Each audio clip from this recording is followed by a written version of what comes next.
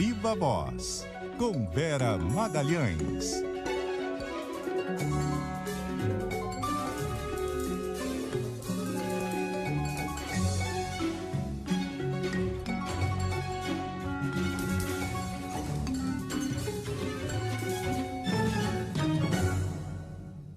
Lá está a Vera nos nossos vídeos, cbn.com.br, Globoplay, Twitter, canal do YouTube, tá lá a Vera. E Vera, o governo gostou do PIB, né? Pois é, Sardenberg, boa tarde para você, boa tarde para Cássia, para todo mundo que nos ouve e nos assiste em todas essas multiplataformas. O governo gostou do PIB, Sardenberg. Falei com 2 ministros e o clima era de semi-euforia, eu diria ali, com o número de 4,6 de crescimento em 2021. Alguns, eles estão aí nessa linha de, olha, tá vendo, todo o pessimismo e a economia até superou as expectativas. Quando eles falam em superar, estão falando na casa decimal ali. Né? Porque a previsão do mercado era 4,5, deu 4,6, é a mesma coisa, né? Mas a do BC era 4,4, né? E até isso eles lembraram que o BC previa 4,4, foi 4,6. Então, veja, tá vendo? O pessimismo contaminou até o Banco Central e, no entanto, a economia estava crescendo. Então, o discurso é essa bateção de bumbo em cima do número, que, na verdade, ficou dentro da expectativa, né? Uma expectativa que veio se deteriorando ao longo do ano, porque chegou a ser de 5 e aí não chegou a 5.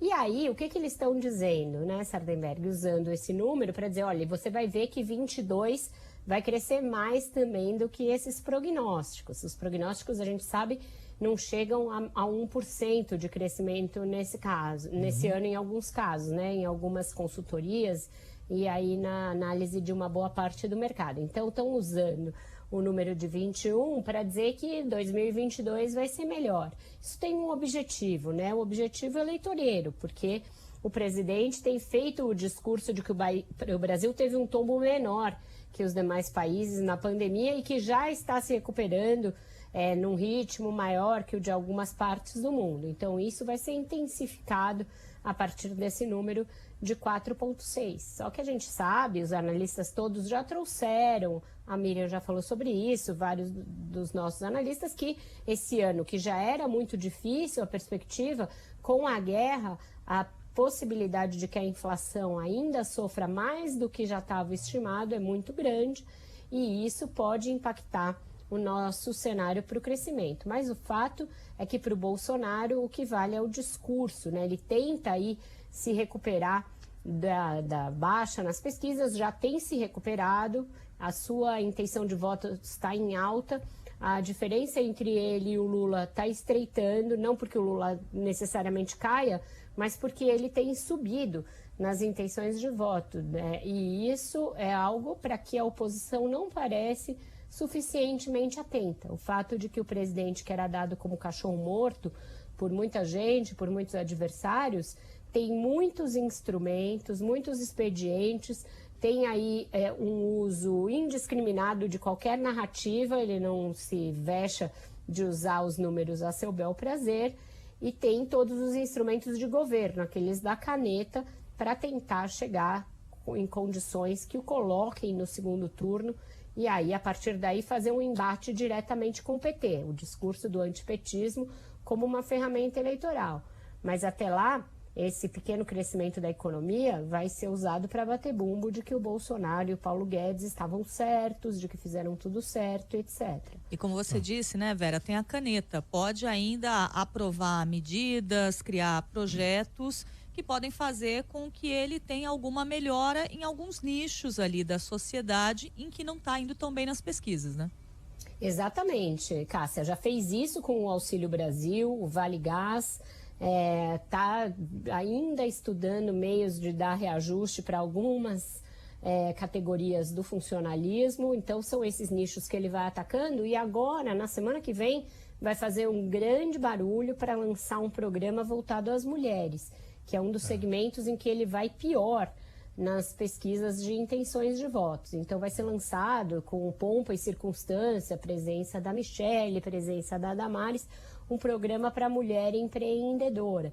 tem uma possibilidade ainda estudada, remota, mas que não está fora das opções, da ministra Tereza Cristina vir a ser a vice na chapa do Bolsonaro para tentar trazer esse eleitorado feminino. Então, o presidente está atuando em vários pontos aí em que ele sabe que são frágeis para ele eleitoralmente e vai usar esse pequeno crescimento da economia no ano passado, que na verdade é uma recuperação de um tombo, né, que a gente tinha em 2020 de 3,9%, para mostrar que, pelo menos no discurso, as coisas vão bem, está indo tudo bem, o Brasil vai se recuperar. Inclusive, os prognósticos para esse 2022 seriam pessimistas, de um mercado que é contra o Bolsonaro.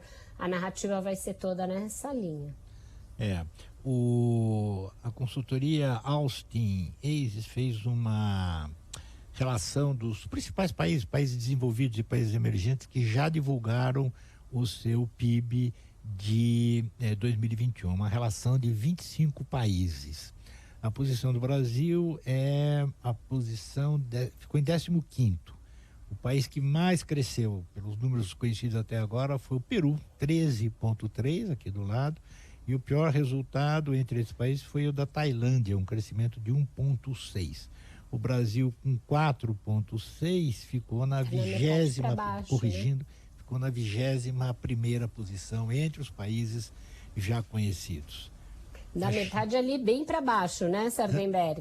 Da metade para baixo da tabela. Da metade para baixo da tabela. Aí abaixo das médias, né? Abaixo da média mundial, que foi de 5,9 e, enfim, é isso. O Brasil está abaixo da média mundial, com certeza. Exatamente, mas ainda assim o governo vai usar esse número para tentar bater um bumbo, porque não havia um crescimento nominal desse há muito tempo, né? Mas sem levar em conta o tombo do ano anterior. A nossa média de crescimento nos últimos 3 anos, eu conversei mais cedo com o professor José Roberto Mendonça de Barros, né? A nossa média líquida é de 2,6, algo nessa casa, que é um crescimento medíocre para esses 3 anos do governo Bolsonaro e muito abaixo do que eram as expectativas. Tudo bem, houve uma pandemia no meio do caminho, ninguém está ignorando esse fato, mas a nossa média é muito, muito tímida e a gente não cresceu em V, como o Paulo Guedes prometia, no máximo um Vzinho daquele minúsculo que tem uma perninha para o lado, assim, né? É a raiz quadrada que o pessoal fala. Quase também. Isso. Vera Magalhães, obrigado, Vera. Até a semana. Obrigada, um ótimo fim de semana para vocês e para todos os nossos ouvintes e espectadores. Obrigada, Vera. Até mais. Tchau, tchau. Essa é Regina Godoy. Intervalo. Já voltamos.